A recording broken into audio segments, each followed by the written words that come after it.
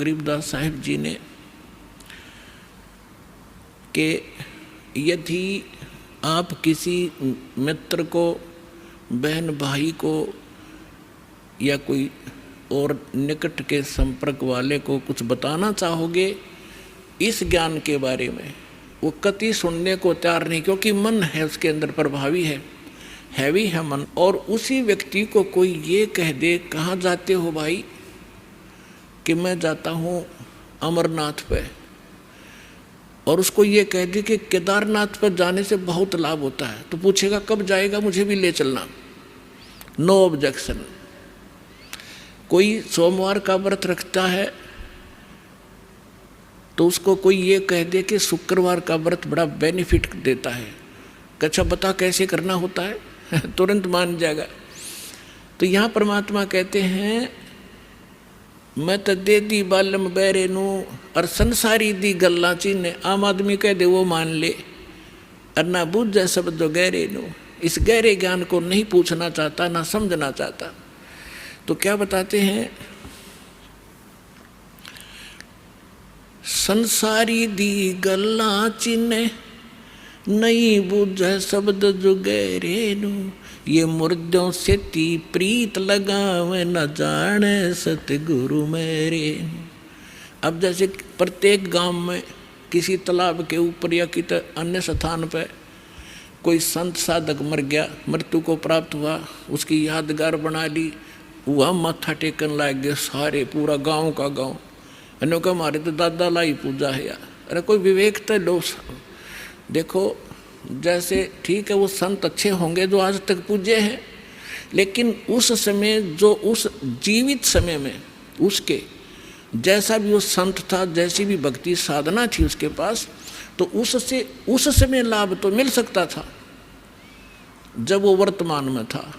अब तो वैसे उसकी महिमा वैसे ठीक आदर करते रहो, लेकिन मोक्ष कति नहीं, लाभ नहीं मिलेगा। जैसे कोई डॉक्टर है, वैद्य है, और वो बहुत अच्छा वैद्य था और खूब अच्छी दवाई देता था, रोग नाश कर देता था, ठीक है, तो उस समय जो उसके संपर्क में आए तो उनका वो लाभ मिला। उसकी मृत्यु होगी, मृत्यु के बाद उसकी यादगार बना दी, और वहाँ फिर अब कोई जावे उस वैद्य से ये कहने कि वैद्य जी मेरा मलेरिया हो गया, दवाई बताइयो, वह वैद्य की मूर्ति वह दवा काम नहीं कर सकती जो ओरिजिनल जीवित कराया करता था। तो यह भूल मारा ईब तई लाग रही थी, अब मिटेगी। तो क्या कहते हैं, मुर्दों से ती प्रीत लगावे ना बूझे शब्द जो गहरे नो, मुर्दों से ती प्रीत लगावे ना जाने सतगुरु मेरे नो, मैं तो दे दी है बालम बैरे नो, मैं तो दे दी है बालम बैरे नो। फिर क्या बताते हैं, श्वेत छतर सिर मुकुट विराजे, निराकार निराकार का ढोल पीट रखा था। कहते हैं उस सफेद अरस कुर्स पर सफेद गुम्मट है, जहाँ सतगुरु, जहाँ परमात्मा का डेरा, वहाँ एक बहुत बड़ा सुंदर महल है परमात्मा का, उस बहुत सुंदर गुम्बद टाइप है, उसके अंदर परमात्मा विराजमान है, सिंहासन के ऊपर सिर पे मुकुट है, और ऊपर श्वेत छत्र परमात्मा के तना हुआ है। श्वेत छत्र सिर मुकुट विराजे देखत ना उस चेहरे नू, श्वेत छत्र सिर मुकुट विराजे देखत ना उस चेहरे नो, ऊंची थलियां खेती बो ये भूल गए निज डेरे नो, ऊंची थलियां खेती बो ये भूल गए निज डेरे नो। अब क्या बताना चाहते हैं कि परमात्मा साकार है, मनुष्य सदृश्य है, सभी सदग्रंथों से दास ने प्रमाणित कर दिया आपके समक्ष।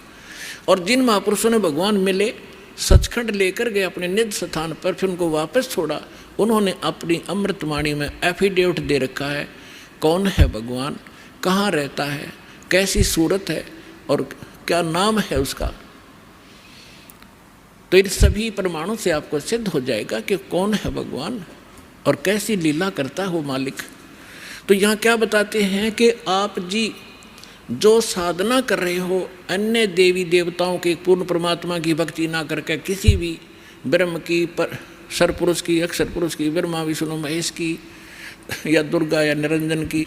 तो ये तो ऐसी साधना है जैसे कोई किसान ऊंचे स्थान पर, थली पर, पहले वर्षा पर आधारित थे सभी मानव समाज, और उस समय गरीबदास जी ने भी किसान थे। गरीबदास जी जाट ग्रुप में जाट जाति से थे, और अपने वहाँ के साथी जो किसान थे उनको भी समझाना था। इसलिए बता रहे हैं कि जो मैं भक्ति बता रहा हूँ जिस भगवान की, उसकी साधना ना करके आप अन्य जो साधना कर रहे हो ऐसी है जैसे ऊंची थलियों पर, ऊंचे स्थानों पर बीज बो दिया, खेती कर ली, और जब थोड़ी बहुत वर्षा हुई तो वो उस थलियों का पानी एक समतल स्थल पर, डहर बोलते थे उसको, डहर, वहाँ आकर इकट्ठा हो जाता था, और उस स्थान को, डहर के अंदर पानी वर्षा भी और आसपास के ऊंचे क्षेत्र का उसी में आ जाता था।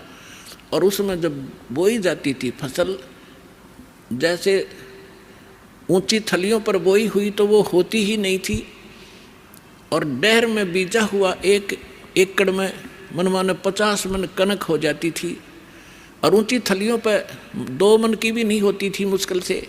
तो क्या बताते हैं गरीबदास साहिब जी, एक फॉर एग्जाम्पल बता रहे हैं कि तुम ऊंची थलियाँ खेती बो, भूल गए निज डेरे नू।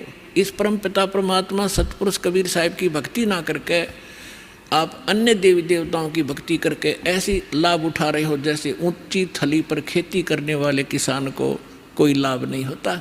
और जो डहर में बीज बोता है, प्रयत्न दोनों एक जैसा ही करते हैं, तो उस डहर वाली यानी उपजाऊ ज़मीन में और समतल ज़मीन में घना लाभ होता है।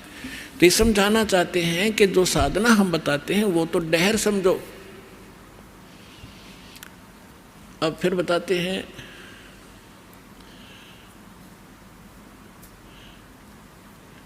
गोता मारूं स्वर्ग में, जा बैठूं पाताले, गरीबदास ढूंढता फेरूं अपने हीरे मोती लाल। चारों युग में मेरे संत पुकारे, और कूक कहा हम हेल रे, हीरे माणिक मोती बरस, ये जग चुगता ढेल रे। अब परमात्मा कबीर जी से प्राप्त ज्ञान को कैसे विश्लेषण कर रहे हैं गरीबदास जी।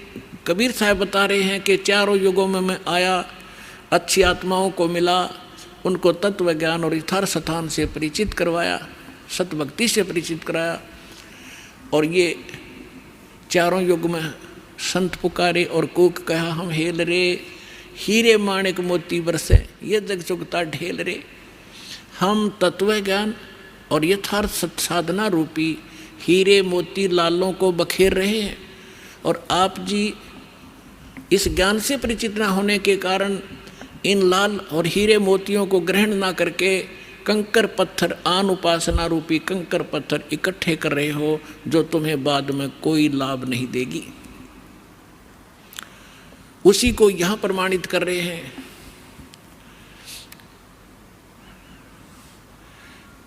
श्वेत छतर सिर मुकुट विराजे, देखत ना उस चेहरे नु, ऊंची थलियां खेती बोवे, ये भूल गए निज डेरे नु। पर भी लेन जात है दुनिया, हमरा ज्ञान किन्हें ना सुनिया। अब यहाँ एक प्रश्न आया इसके अंदर कि संसारी दी गल्ला चिन्ह ना बुझे शब्द जुगैरे नु। एक बहन आई, एक बहन ने हमारी दीक्षा ले ली थी। उस बहन की बहन जो है, उसका पति शराब बहुत पीता था, और जिस बहन ने यहाँ दीक्षा ली थी उसका भी ऐसी सतीथी थी। उसके पति ने शराब छोड़ दी थी और नाम ले लिया, और एक बिल्कुल स्वर्ग के तुल घर हो रहा था।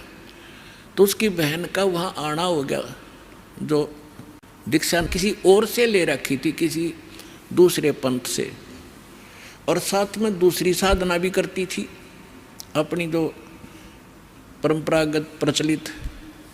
उसका पति शराब पीता था, बहुत पीटता था, कभी गली में भी खड़ी कर देता रात में शराब के नशे में। अब मैं बाहर खड़ी रहती हूँ, कुंडी लगा के भीतर पड़ कर सो जाता, सवेरे उतरे शराब जब खुल कुंडी ने, इतनी दुखी हूँ मैं। तो उस बहन ने कहा कि आप मेरे गुरुजी के पास चलो, वहाँ नाम ले लो और तेरा पति भी शराब छोड़ देगा।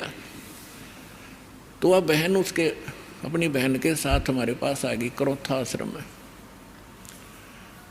जब थोड़ी सी संगत थी, हम ऐसे बाहर बैठे सारा बैठे रहते थे, सारे 10, 20, 50, 100 भक्त आते थे दिन में मुश्किल से 10, 20। तो मैंने पूछा बहन कहाँ से आई? तो उसने बता दिया मेरी सिस्टर है और इसका पति बहुत शराब पीता है और रोज़ पीता है, इसने बुरा हाल कर रखा है इसका, और नौकरी करता है, एक चवन्नी घर पर नहीं छोड़ता, सारी पी जाता है, बच्चे भी भूखे रहते हैं कई बार। तो मैंने कहा बहन फिर दीक्षा लेनी पड़ेगी आपने, भगवान फिर धीरे धीरे सद्बुद्धि देता है, परिवार के अंदर भगवान प्रवेश हो जाता है और ये पितृभूत भी प्रवेश करके वहाँ उत्पात मचाते रहते हैं, फिर वो भाग जाते हैं, सद्बुद्धि आती है। तो मैंने पूछा आप क्या साधना करते हो? उसने बताया जी मैं ऐसे ऐसे धन धन सतगुरु अणा का नाम ले लिया, गुरु जी का ले रही हूँ 4-5 वर्ष से। तो हमने कहा बहन देखो चलो ठीक है वहाँ जो तुमने नाम लिया, लेकिन अब यहाँ भक्ति यहाँ नाम लोगे तो सब पिछली पूजा छोड़नी पड़ेंगी, ना बीड़ी पीनी, ना शराब, ना पीने के लिए सहयोग देना किसी को, और ना कोई व्रत रखना। मैं कहने लगा बहन बीड़ी क्यों पीती है तू? न बोली जी बीड़ी मैं पहले ना पिया करती, नाम लेने के बाद पीने लग गई। मैं कहा कमाल की बात है, दीक्षा लेने पीछे पाछे छोड़ा करें कि बुराई ग्रहण थोड़ी करते हैं। तो उसने क्या बताया जी, जिस सत्संग में हमारे गांव में होता था सत्संग, हम वहाँ जाती थी तो वो सभी को बीड़ी वितरित करती थी प्रसाद के रूप में, एक प्लेट में डाल कर, और साथ में एक माचिस और सींक रख देती थी, और न्यू क्या करती पीले पीले प्रसाद है होता है। मैं ना पिया करती पहले, पर उन्हें शिकायत दी, पीने लगी, यह बीमारी और ला ली मैंने, तो इसको तो मैं छोड़ दूंगी। फिर उसने बताया कि मैं व्रत रखती हूँ। मैं कौन सा व्रत रखती है? कि शुक्रवार का। मैं बोला बेबी बहन ये सभी जो व्रत त्यागने पड़ेंगे जो भक्ति करना चाहती है। ने बोले जी व्रत ना छोड़ूँ मैं। उसकी बहन कहने लगी जब तक तू कह रही थी मैं सारी बात मान लूँगी, अब तो व्रत पड़ेगी। मैंने उसे पूछा बहन इस शुक्रवार का व्रत क्यों रखती है तू, किस लिए? तो वो कहने लगी कि मैंने कथा, क्या क्रिया होती है इसमें, क्या लाभ है इससे? वह कथा सुनाती है कि एक का पति विदेश चला गया था कोई काम धंधे के लिए, ऐसी कथा है। संतोषी माता के व्रत, शुक्रवार के व्रत से क्या लाभ है वो बताने लगी। और फिर उसकी काफ़ी वर्ष हो गए थे, उसके पति ने दूर चला गया, उसका भूल पड़ गई, घर नहीं आया।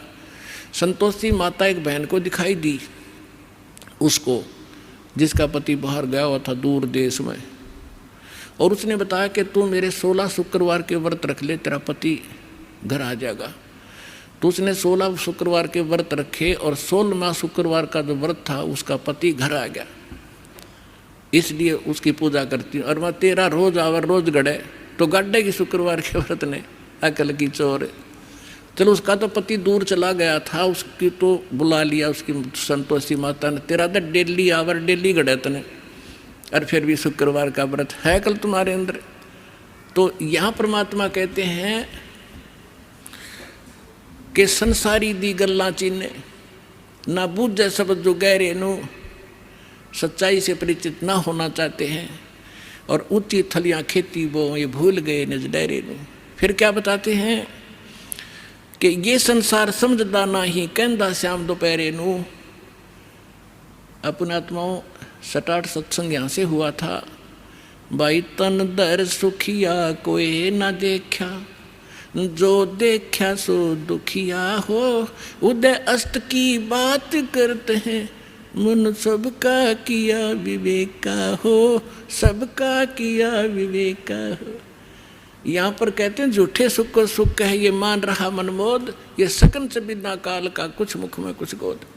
तो क्या बताना चाहते हैं आदरणीय गरीबदास साहिब जी कि ये संसार समझदा नहीं कहंदा श्याम दोपहरे नु। जैसे एक शराब पिए पड़ा था, जेठ जून का महीना, हरियाणा क्षेत्र, पंजाब, राजस्थान, उत्तर प्रदेश। इसमें जून के अंदर एक भयंकर गर्मी गिरती है और शराब पी कर बाहर पड़ा बिल्कुल मैदान में, और उसका साथी कहता है कि उठ ले भाई, बहुत दुखी है तू, मुंह में झागा रे, पसीना पसीना, रेते में लेटा हुआ है, उठ तुझे छाया में लेटा देता हूँ। वो शराब के नशे में कहता है छेड़ना मौजूरी है, वहाँ धूप में पड़ा है, रेत के अंदर पड़ा है, पसीना पसीना है, और उसको कहता छोड़ दे मौजूरी है। तो परमात्मा कहते तुमने भांग पी रखी काल की, कबीर ये माया अटपटी सब गट आनड़ी, और किस किस ने समझाऊं या कुआ भांग पड़ी। तो ऐसे हम इस दुख को सुख मान रहे हैं इस नशे के अंदर। फिर क्या बताते हैं, जैसे एक रिश्तेदार दूसरे रिश्तेदार को यानी मित्र या रिश्ते रिलेटिव को कोर्ट में मिला, कचहरियों में, और वहाँ मिलते ही हाथ मिलाते हैं और कहते और क्या हाल है, अकमौज हो रही है।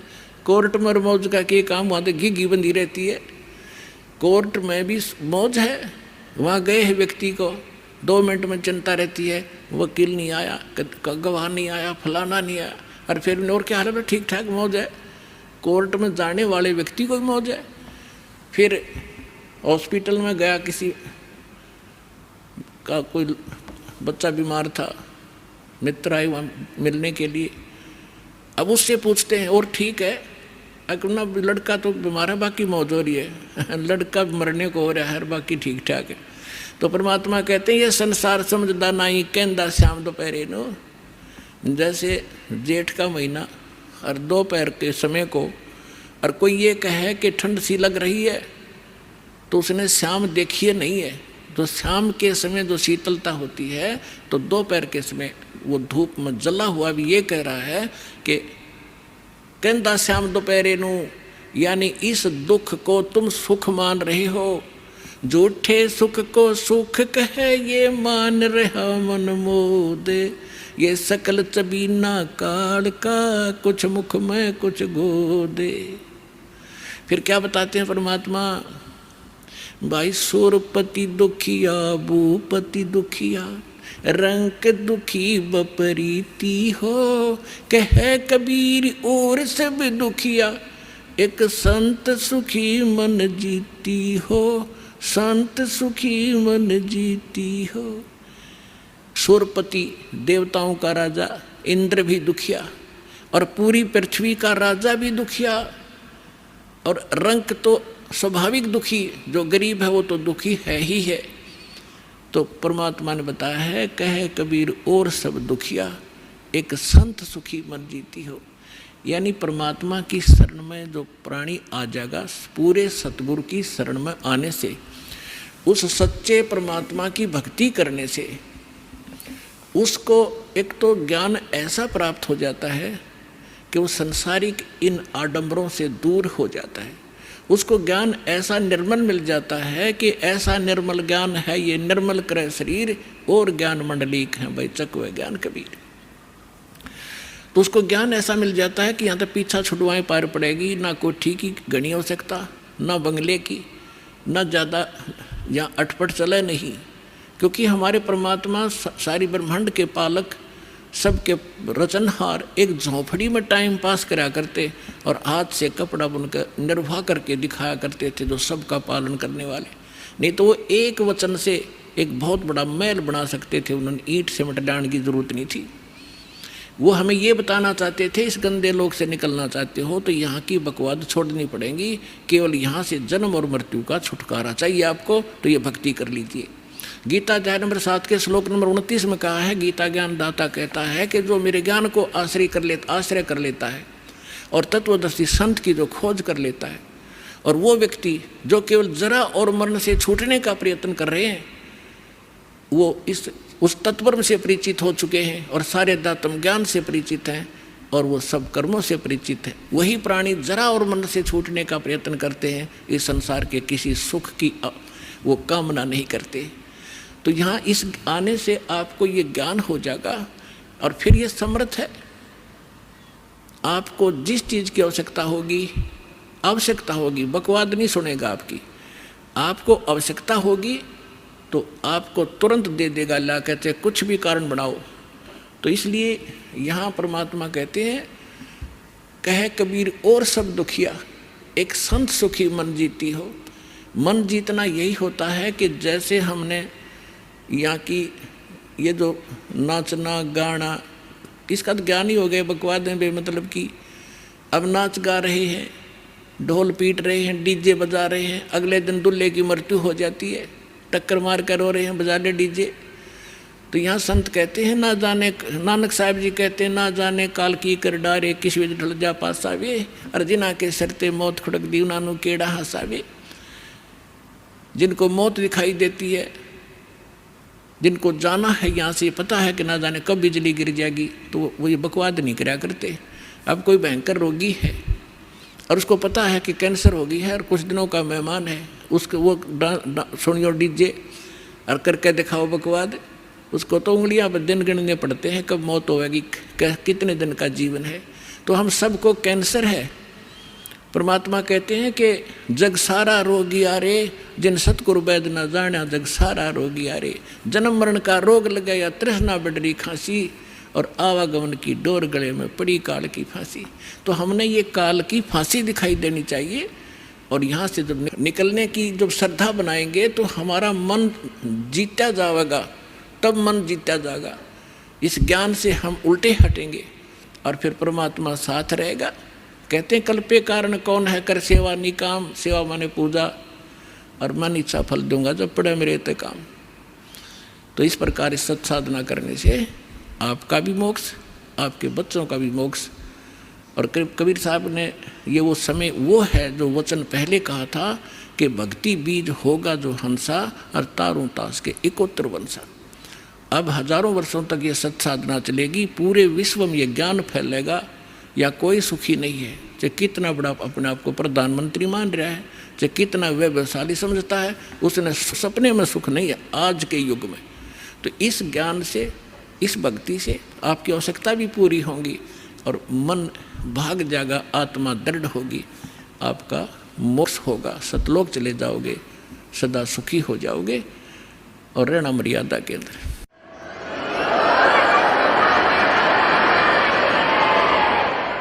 जैसे ही दास देखता है, सुनता है, भक्त आते हैं कि मैं 40 वर्ष से राधा स्वामी पंथ से जुड़ा हुआ था, कोई कहता 20 वर्ष से मैं धन धन सतगुरु पंथ से था, कोई आसाराम जी से जुड़े थे, और आज बताते हैं कि हमारा सर्वनाश हो गया। पहले हमारी खूब मौज थी, गाड़ी भी थी, बिजनेस भी ठीक चला था, और आज रोड पर आ गए। तो वही तो साधना पहले करते थे जब आपका मौज माचरी थी, और वही साधना करते करते सर्वनाश हो गया, तो भाड़ में जाए सी भक्ति। तो कारण क्या था? उनको ज्ञान होगा यहाँ आने से, सत्संग सुनने से पता चला कि वो तो उनका संस्कार था। जब तक आपके पुण्य चलेंगे, वह बैटरी चार्ज है और आगे चार्जर है नहीं इन्वर्टर का, तो जब तक वो पूर्व चार्ज बैटरी है उससे सारे काम होते दिखेंगे, पंखा भी चल रहा होगा और बल्ब भी जल रहा होगा। और जब वो एकदम डिस्चार्ज होएगी, डाउन होगी बैटरी, सारी सुविधा बंद हो जाएंगी आपकी, क्योंकि आगे चार्जर नहीं। तो सत भक्ति रूपी चार्जर इस आत्मा का फेर लाना पड़ेगा। ये पूर्व जन्म के पुण्य जिसके जैसे भी चल रहे हैं वो तब तक चलेंगे, और जब पापों का दौर शुरू होगा, जब कैर पे कैर टूटेंगे, और वह साधना फिर कति आपको सहारा नहीं देगी, क्योंकि वो पहले भी साधना लाभदायक नहीं थी, क्योंकि आपको ज्ञान नहीं था, जिस कारण से वो नकली संतों के अटपट के वचन सुन के और आप उनके पीछे लगे। उनके विषय में बताया है कि चातुर प्राणी चोर हैं, ये मूड मुगत हैं ठोट, और संतों के निकाम के उनको जोगल जोट। फिर परमात्मा कहते हैं बेखों के लश्कर फिरे, इन पंथों के लश्कर यानी टोड़ के टोड़ बने फिरे हैं, ये बाणी चोर कठोर, और सतुर धाम ना पहुँचेंगे ये 84 के ढोर। परमात्मा कबीर जी की वाणी आप किसी भी संत पंथ से देखिएगा, कबीर जी की वाणी के बिना उनका सत्संग पूरा नहीं होता, और उन्हें कख नहीं पता कबीर जी बोल क्या रहे हैं, वो कहना क्या चाहते हैं। कहते हैं बेखों के लश्कर फिरे, ये बाणी चोर कठोर, और सतलोक नहीं जाएंगे ये 84 के ढोर। तो पुण्यात्माओं, आपका सौभाग्य, आपको ज्ञान मिला और समाधान मिला, आपका कल्याण और आपके बच्चों का कल्याण निश्चित होगा। ये लिख लेना बेशक कि डायरी के अंदर जो दास वचन बोल रहा है, आपका बेड़ा पार होगा। जो लगे रहे, नियमित रहे। इस दास ने जब से ये ज्ञान प्राप्त हुआ, और परमेश्वर स्वरूप हमारे गुरुदेव ने जब आशीर्वाद दिया दास को कि आप दीक्षा दिया करो, दास तो ये उद्देश्य लेकर भी नहीं भक्ति कर रहा था कि एक दिन इतनी जिम्मेवारी का काम दास को प्राप्त होगा। तो उन्होंने कहा था कि इस विश्व में तेरे समान संत नहीं होगा। उस समय तो दास को ये बात गुरुदेव की ये भी नहीं लगी कि असत्य होगी, क्योंकि गुरु की बात कभी असत्य नहीं महसूस होती। लेकिन ये अपनी औकात से मैं परिचित था कि मैं तो एक भगत भी पूरा नहीं था, और ये कह रहे हैं कि तेरे बराबर संत नहीं होगा विश्व में। कहते हैं सतगुरु बोले, संत बोले सहज सुबह और पलट दे ब्रह्मंड। पुण्यात्माओं, आपके लिए सारा काम हुआ है, आपका सौभाग्य है। तो कहते हैं ये संसार समझदा नहीं कहंदा श्याम दोपहरी नू। गलत साधना करते हैं, गलत भगवानों का आश्रय लिए बैठे हैं। कहते हैं इसी को सुख मान रहे हो, और मानव शरीर प्राप्त करके यदि ये सत भक्ति और ये सत साधना आपने नहीं की तो गरीबदास ये वक्त जाते रोगे इस पैरे नू। ये मनुष्य जीवन एक बार हाथ से छूट गया, ना जाने कितना भयंकर कहर आप पर टूट जाएगा। तो सौभाग्य आपका, आपको स्थान मिला, ये सच्चा नाम मिला और सच्चा ज्ञान मिला। भक्ति करो, औरों को भी समझाओ जो आपके संपर्क में आता है, पर प्यार से, क्योंकि प्रथम बार आपने भी ऐसा ऊट पटांग लगा होगा। जैसे कबीर साहब से गोरखनाथ जी से कबीर साहब ने कहा था कि गोरखनाथ में सबका गुरुआ, सबका गुरु हूँ मैं, सतगुरु हूँ, जगत गुरु हूँ। गोरखनाथ में सबका गुरुआ। तो गोरखनाथ जी ने कहा था कि तुम्हारा वचन मोह लग गए कड़ुआ, कि तू कैसे अपने आप को सबका गुरु बताता है। जगत गुरु कह रहा है कि धानक और जुलाहा। तो कबीर साहब ने कहा था कड़ुआ लगे सो मीठा होई, हमारी बात पति जैसोई। आज तुझे कड़ुआ लग रहा गोरखनाथ, अगर विश्वास करेगा तो ये मीठा हो जाएगा। तो पुण्यात्माओं, इसी प्रकार हमें भी पहले एक बार कड़ुआ लग गया था, लेकिन आज ये स्वादिष्ट हो गया, क्योंकि ज्ञान ही यही है। तो इसलिए आप अपना भी कल्याण कराओ और पूरे विश्व के अंदर इसका तहलका मचाओ। सब भाई बहन सुखी होंगे, सब हम एक पिता की संतान हैं। सतलोक चलेंगे जहाँ हमारा स्थान, मूल स्थान है। बोलो सतगुरुदेव की।